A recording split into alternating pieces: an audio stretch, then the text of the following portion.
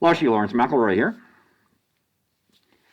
Masked, because I don't want to give my computer a virus. No. I just wanted to point something out that, word's starting to get out there that it might be a good idea to, instead of just one mask, wear two.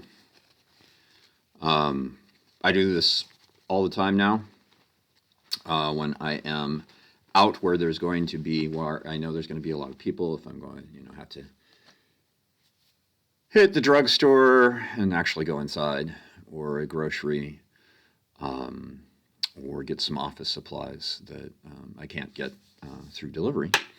So anyway, I don't always do, if I'm going to our male gazebo in our development, I just wear the single mask because generally I'm not going to run into people, and if I do, it's going to be one, and I'm going to probably stay, a good 10 to 20 feet apart from them. But anyway, so I just wanted to make that point. I am here for Water Tiger School. I guess I should duck. Water Tiger School. In our Water Tiger for Sachem series. This is week 42.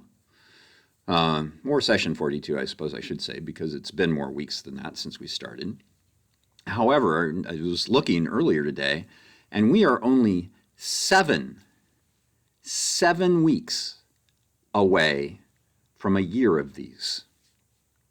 Holy crap. So, anyway. So there you are. So wear your mask, wash your hands, stay away from people when you can, when it is unavoidable. Yes, even though I say that, we still do the studio classes, but we are all masked. Our coronavirus pandemic protocols in the studio are astounding. No physical contact. Everyone stays 6 feet apart. And, luckily, don't have a lot of students. So I don't have to not allow anyone currently on the mat. We're way under our capacity for the studio with the small studio classes that we do have at Water Tiger School. But anyway, so there you go. There's that. Don't really have a lot of other news about which to speak.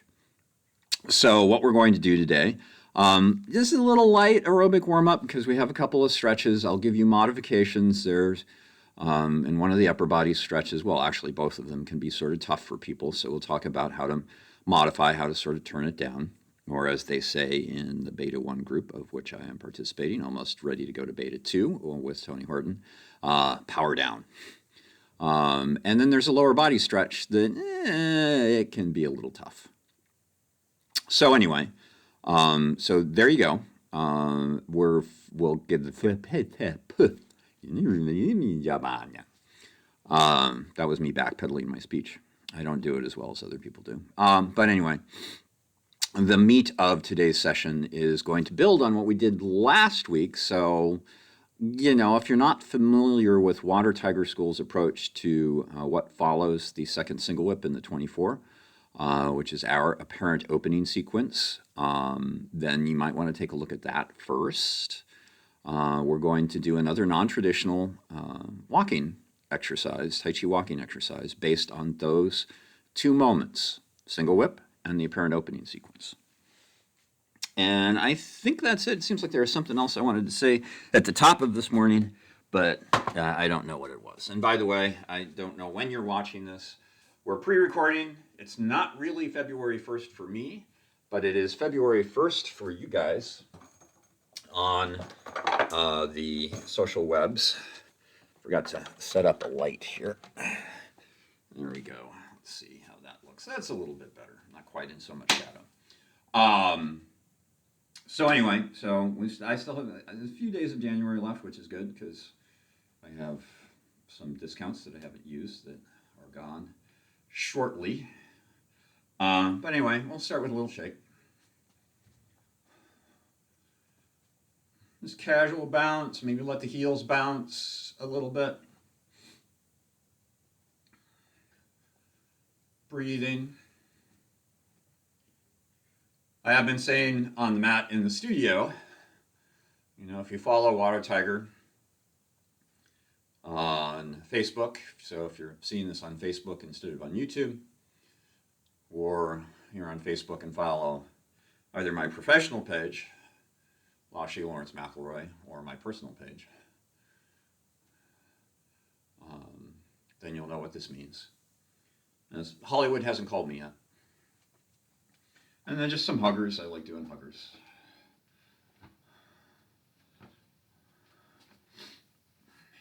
Now a little march. Bring your knees to your hands, not your hands to your knees. Find a height that works for you. Put your hands there as targets and bring your knees or your thighs to them. Right? If you don't have a big range of motion, then you're doing sort of this, maybe pick up the pace if you don't have a larger range of motion, so you have a little bit more going on.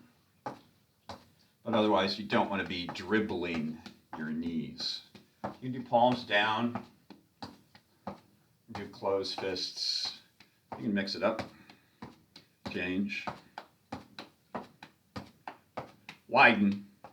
Not really keeping track of time here.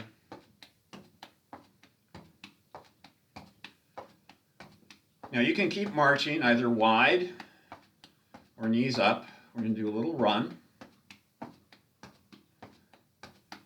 Starting now. Now you can do a lighter run. You can keep marching. You don't have to turn up the volume here. The idea is just get some blood going, some oxygen going, warming up the muscles a little bit. Again, not going to time. Now we're going to do what is known in my physical training world as half jacks. So you know what a full jumping jack probably looks like, or you probably know what that looks like. Our half jacks are like this. But if that's too much impact, do little step jacks. You can also do little mini jacks, which aren't quite as intense. We'll be here for a little while as well. Breathing, relaxing, maybe turning.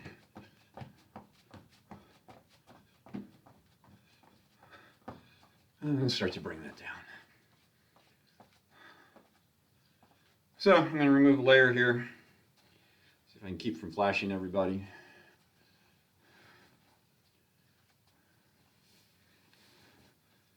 Almost. Boom.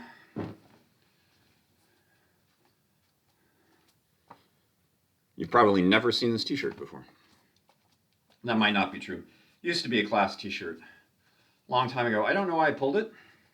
I forgot about it. It was stuck in the back of the drawer somewhere. But I haven't worn it in public class for a long time. So I'm still on my record, which is, aside from the 2020 World Tai Chi Day and some crossover between the original stuff that we posted on YouTube and this, you've never seen the same t-shirt twice in the 42 weeks that we've been doing this. And that includes the first month and a half where I was doing 2 of these sessions a week. One for Sachem, one for West Babylon. West Babylon went remote in June, so that live session, that social web session, went away. And unfortunately, that program is actually going away, away from Water Tiger School at the end of this month, February. So our first stretch is a shoulder tricep stretch.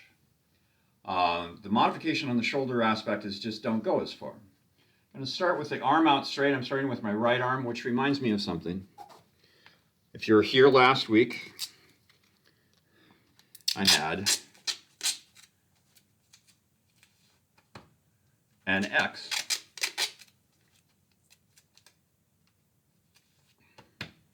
on my left shoulder. I had somebody in the West Bab program ask me to do that, so she'd always know which side was my left side. So my right arm is out straight. What I'm going to do is I'm going to reach underneath, elbow. I can do the palm of the hand. I can catch it in the crook of my wrist. I'm going to start to bring that arm in. You want to feel this across the back and a little bit in the top of the shoulder. So you're bringing it in about neck level. This doesn't do anything. You bend the arm and you destroy the stretch. So some of us may be, like right here. So find that stretch in yourself and breathe. We'll be here for a few breaths. You can also do sort of the arm lock thing. One elbow and the other. Palm is down on the stretching hand. Oh, that feels really good this morning. Again, might not be morning where you are. And release. We'll shake. So the tricep stretch can be tricky for some people. So we have some different possibilities here. Should have brought the staff over. Actually, I don't have the staff down here anymore. I have the decorative staff. But ideally, you're dropping your hand behind, your arm behind, same arm, it's my right arm. And ideally, you're grabbing a hold of your elbow and pulling. You want to keep your head forward here because that puts pressure on the triceps. If I bend my head forward and the arm comes forward, I lose the tricep stretch. So this is the most intense version. You can also grab the hand. So I'm grabbing my right hand with my left hand and pulling down. So if you don't have the range of motion to do this, that's just a range of motion. It doesn't say anything good or bad about you, but I might say work on it. If even the hand might be too much, then you can do a towel this way. You can do a towel this way. That's why I mentioned the staff, because you can also use, I'm going to walk off camera here, something like this. You got the staff here, and now I'm pulling in the same way. So whatever may work for you. Get back into my stretch so I can feel it. And some people do this and they do a little side arc. I don't like doing that, and shake that out. Now the left side, we know it's the left because there's the X. Reaching across, Snapple crackpot. Uh-oh, I'm breaking my own rules. I still have a breath mint in my mouth. No, I don't.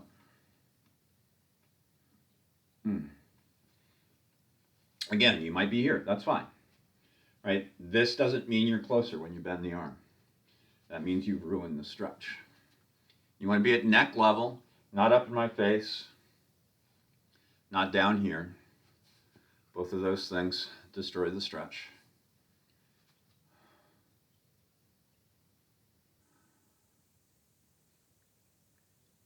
My standard physical training stance here as opposed to my Tai Chi stance. An arm up, hand drops behind. Can grab the hand if I need to, or maybe a little higher if you have a little bit bigger range of motion, or the elbow, keeping the head back. Or again, remember the towel. You can also use an exercise strap of some sort. I can do the towel version this way. I can do the towel version this way. You're going to grab the elbow, keeping the head back so you get that triceps action.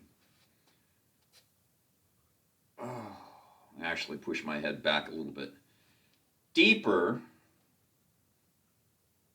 so you have a little bit more triceps, a little bit more shoulder, and shake those both out. So there's the upper body, shoulder, tricep stretch. The lower body is a knee pull. It's a glute stretch, gets the hamstring a little bit. It can be really, really tough for some people. Some people won't be able to do it this way, right? Actually lifting the leg up, grabbing a hold, and pulling the knee in, and holding that stretch. We're not going to do a pulse thing. I just want to do a static pull. And I also want to point out that if you're doing the full knee pull, if I have the hand that matches, so my right hand and my right knee, I'm going to open the knee up a little bit. I'm going to take the pressure that I want in the glute out. I'm going to get a little bit more in the groin, in the abductor and adductor muscles, in the thigh, but I prefer the glute, so I'm grabbing my top hand is my left hand, and the right hand is supporting, so I'm pulling more into my body. So this is the main way to do it. If you have some balance, but you don't have that kind of range of motion, here's the towel again. You can use the towel to pull in. If it's precarious on the one foot,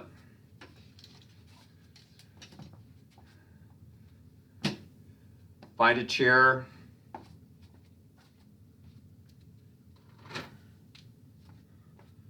or a stool, and you want to squat in such a way and put pressure in such a way. Again, I'm pressing forward toward the device, because then I feel the stretch in the glute and a little bit in the hamstring. So hit pause if you need to. Get a towel if you haven't already got one from the upper body stretch. Get a stool, get a chair, something sturdy. And here we go. Oops. Breathing, holding that stretch. Uh-oh. I think I'm in trouble here.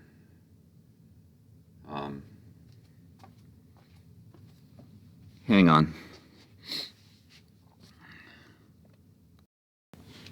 I think I'm okay. It's the first time we've ever paused one of these. I had a little screen glitch, and the last time something like that happened, the video had actually cut out. It didn't really let me know. So other side. So we did the whole production and ended up with only about half the video, and it had to be reshot. So the other side, left side, there's the X. All right, so again, the chair version. I'm going to do this toward you for a moment so you can see I am twisting and turning into that, so I can feel that in my glute as I'm using that chair. I also have the towel, the strap, the t-shirt version if you don't have the arm length, or flexibility to get the leg up higher. You really want to feel this in the glute up into the hamstring.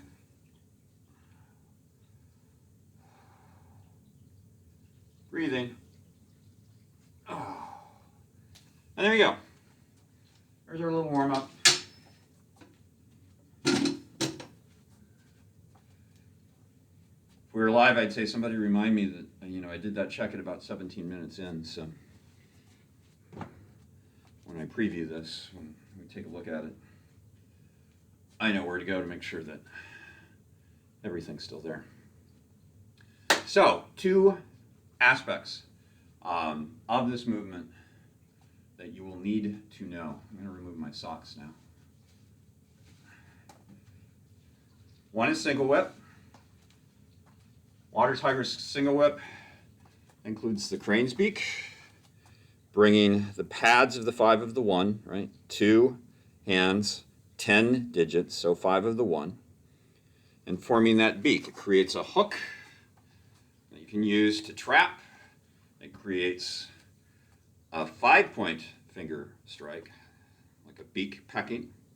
It presents the top of the hand as a decent striking surface coming up.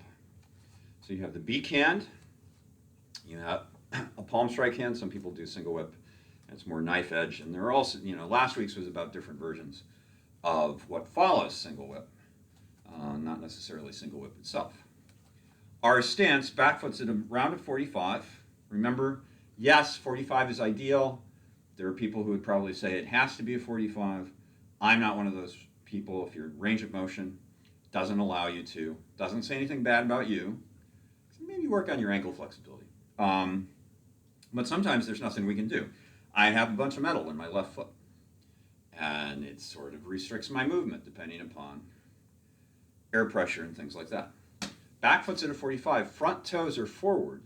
Notice I didn't lay out tape for shoulder width because neither of the things we're doing involves being shoulder wide.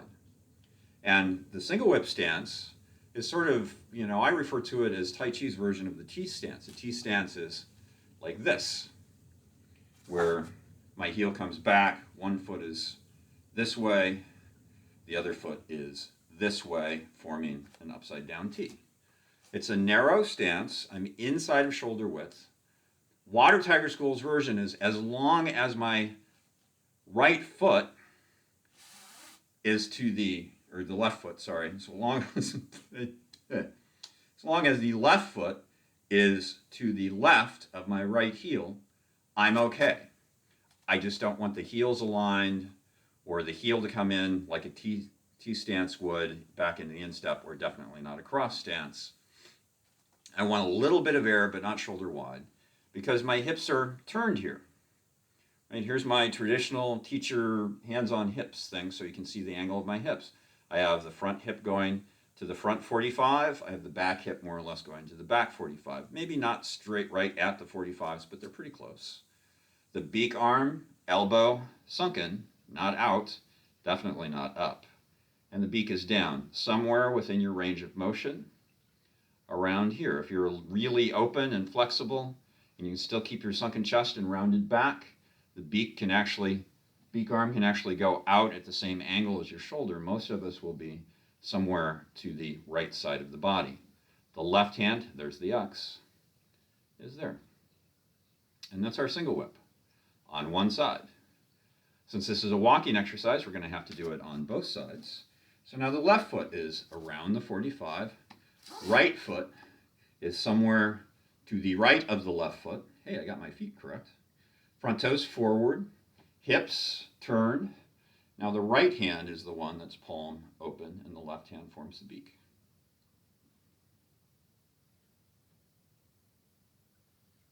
Boom.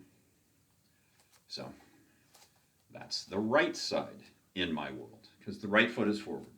Other people would call it the left side, because to get into it, the weight starts in the left foot.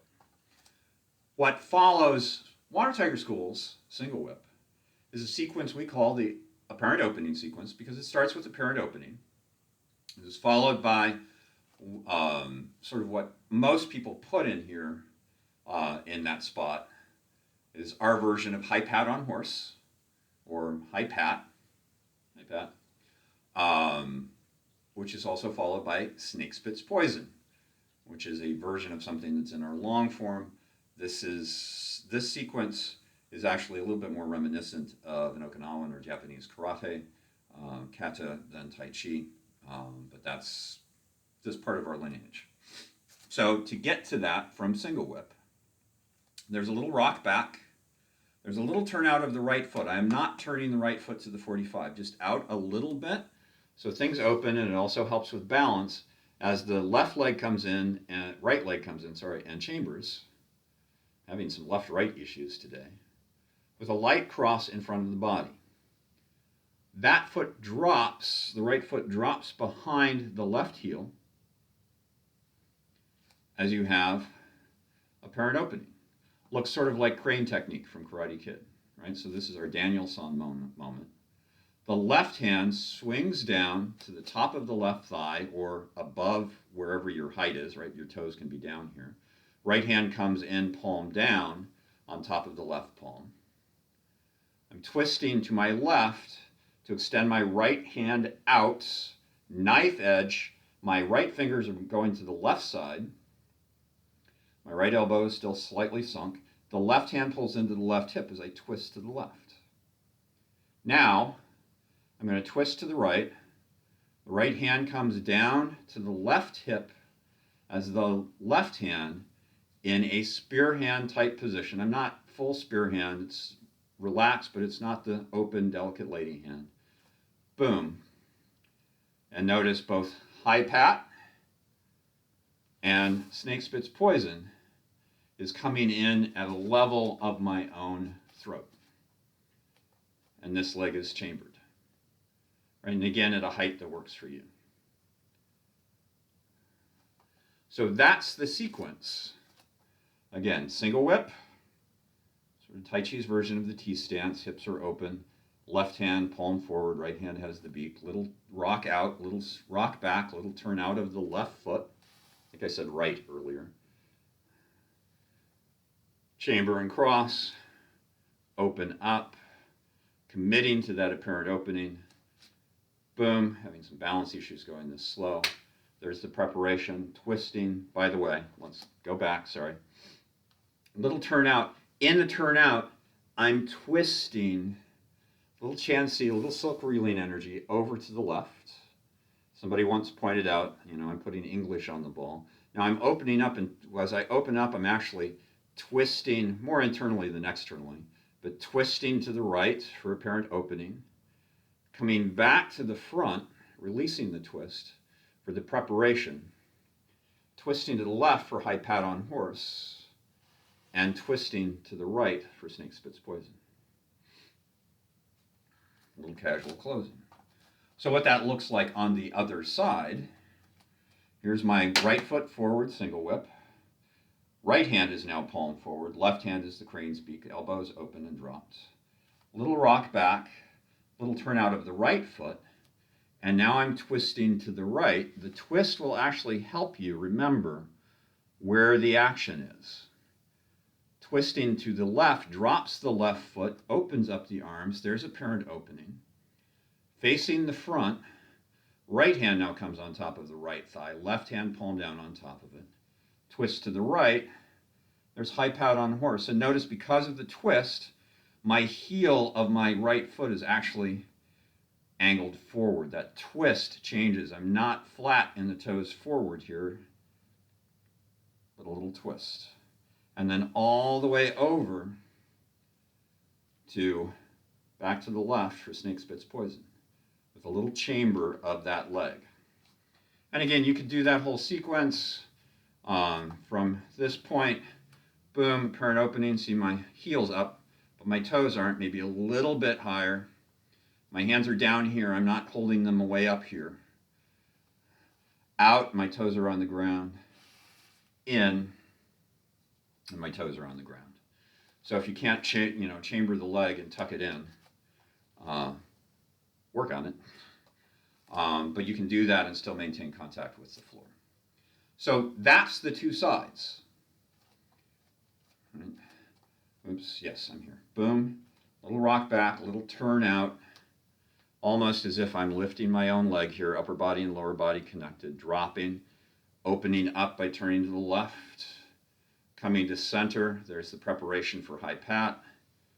There's high pat on horse. And here is snake spits poison.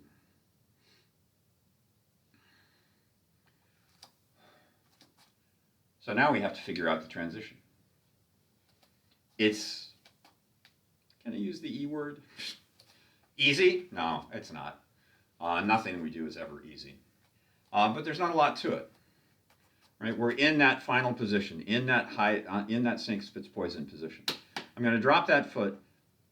You can put it anywhere you want, really, that works for you, that doesn't disrupt what's coming next. But I find it's best to drop it sort of the way the right foot comes in, dropping behind the left foot to go into apparent opening.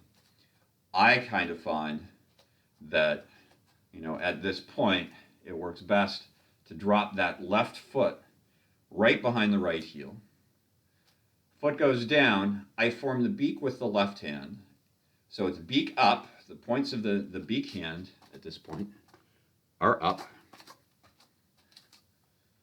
The hand that was underneath is dropping down, turning, making sure I get that left foot to the 45, release the heel of the right foot. So there's a little turn probably on the balls of both feet. Beak up, fingertips down. Beak down, fingertips up.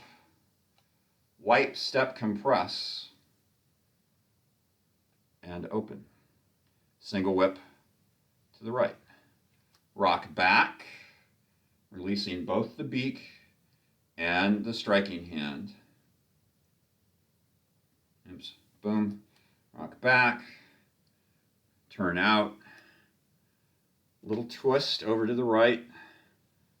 Crossing the arms, dropping the left foot behind the right. Apparent opening. Coming into the center. Preparation. High pat on horse. Snake spits poison. I'm dropping the right hip foot behind, or if you need it out here, fine. But ideally right behind the left foot.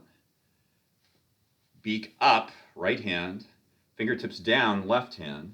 This is very wave hands like clouds like. Across, beak down, fingertips up. Wipe, step, compress. Fill the front foot and open. Rock back, hands open. Turn out to the left while twisting to the left. That creates the cross and brings in the right leg. Right foot drops behind the left. Apparent opening. Twisting to the right, coming to center. There's the preparation. Twisting to the left. There's high pat on horse. Twisting all the way over to the right. There's snake spits poison. Left foot drops behind right. Beak up, fingertips down.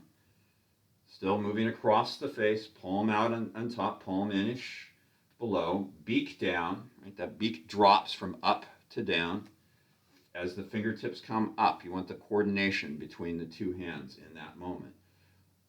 Wipe, step, and compress. What I mean by compress is the beak arm folds in as the hand moves across the face. Wipe, step, step, compress. Now the beak arm moves back out. Single whip. Just one more to this side. Turn the right toes out, twisting to the right. There's the cross. Drop the left foot behind the right. Turning to the left creates that opening, apparent opening. If done right, no can defend. Right hand on top of the left thigh, left hand palm down.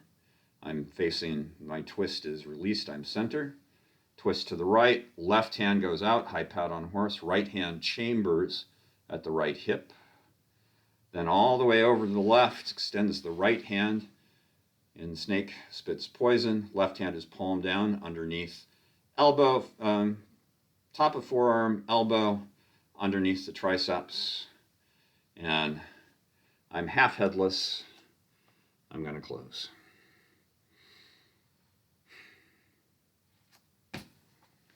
Boom. I think that's the best verbal I've ever given in that sequence. Should have heard me the other evening in the studio. We were doing this in an off-schedule class. It was awful.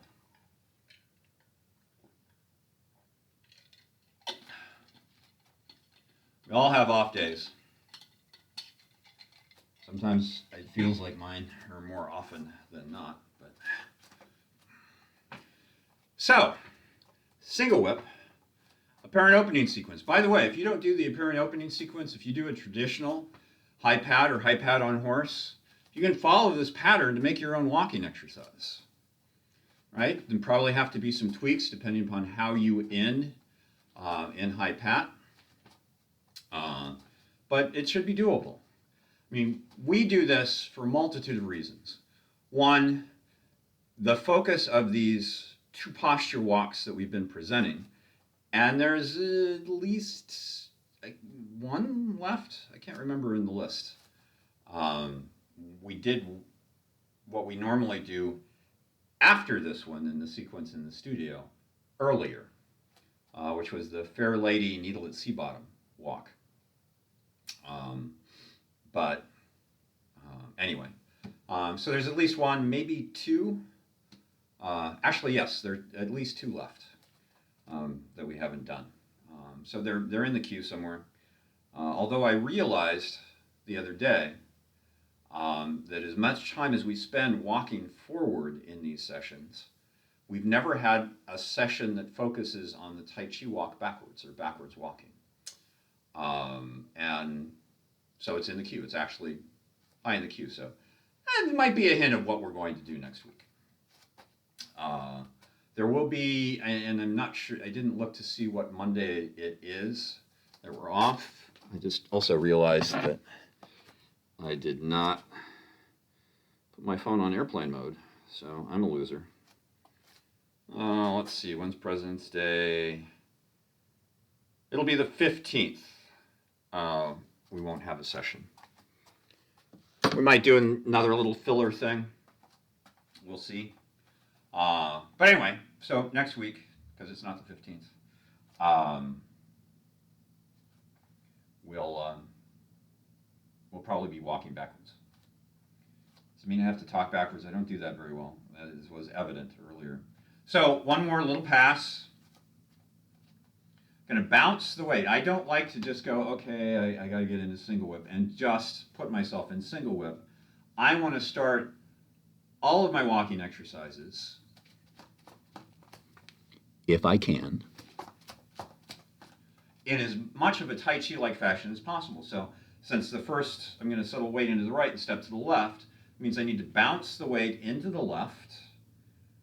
I need to do something sort of like the transition between the two sides of the walking exercise to boom.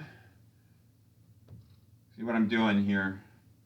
Not quite doing the walking exercise thing, but I could, right? I could swing across, whatever it takes to sort of get yourself into that Tai Chi-like. And there's the first single whip.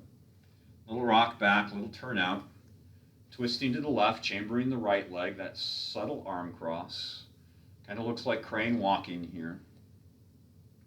And walking on one leg for that matter. There's the preparation. There's the first high pat on horse. There's snake spits poison. Now the left leg, left foot is going to drop behind the right. Here's the beak up, left hand, fingertips down, right hand. Making sure I get that foot to, somewhere around the 45. Beak down as the fingertips come up.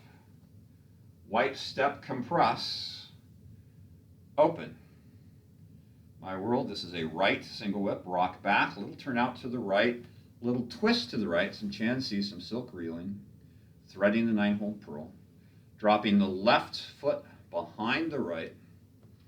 Here's apparent opening, twisting toward the left, coming to neutral, coming to center. There's the preparation for high pat. High pat, snake spits, high pat on horse.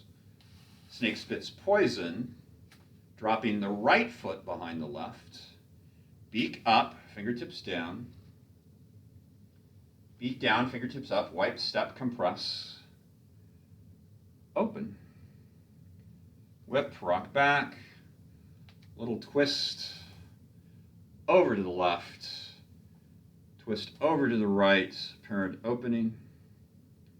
Preparation. High pat on horse. Snake spits poison.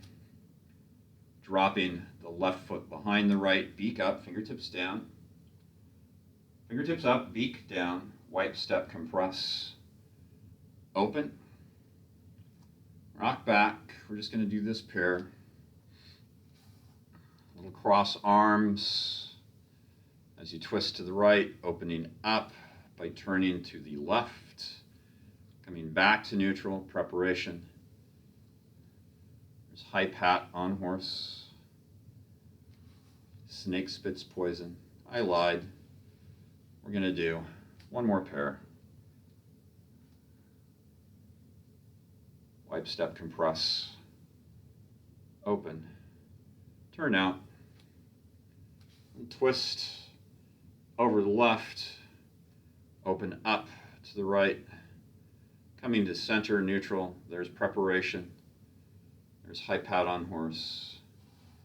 There's snake spits poison. Left foot drops behind right, beak up, fingertips down. This is the last sequence. Fingertips up, beak down, white step compress. Open. Rock back, turn those right toes out slightly, not to the 45. That would be too far. You'll have trouble. There's the chamber and the cross. Here's the apparent opening. Again, I can leave the toes down if I want. Turning to neutral, right hand palm up, left hand palm down.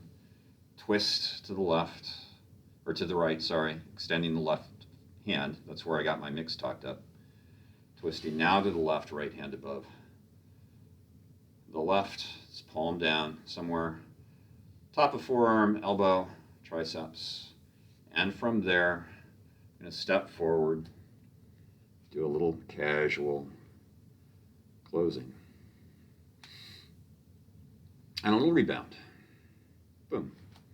And there you go. So, are you confused? Yay, my work here is done. Confusion is the first step to the realization that we still have much to learn. One of my favorite Confucian sayings, actually. I also like, if the mat was not straight, the master would not sit.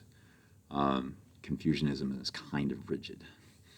But anyway, so there you go.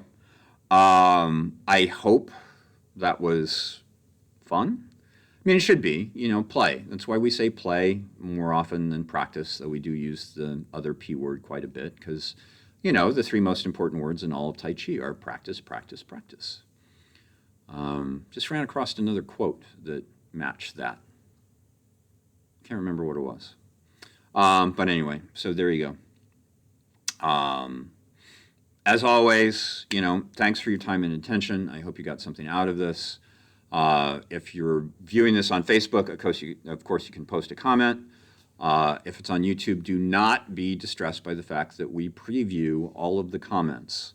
As I've been saying the last few weeks, when we first launched the YouTube channel, we got a lot of spam. Let's just say, yeah, no, I'm still going to stay away from that. They were inappropriate advertising links. So we just decided we actually first changed the setting to preview potentially inappropriate posts, but they still were getting caught by YouTube's spam filter, and they were still being posted and had to be deleted. So we just went to full-blown, we'll check out your statement before we allow it to go through. But it can be positive, it can be negative, as long as it's not flaming, and we'll let it go through. So there you go. You can still post comments on YouTube, so don't let the, we'll have to be previewed first thing throw you. I'm rambling. So it's time to say goodbye. Remember, two are better than one. This one next to your face, this one over it. Right? Especially with the new variants and the fact that they are now in the United States. We can't have another surge. Well, we certainly can, but let's do what we can to avoid it. So there you go. Thank you. And we'll be back. Hopefully, so will you. Ta.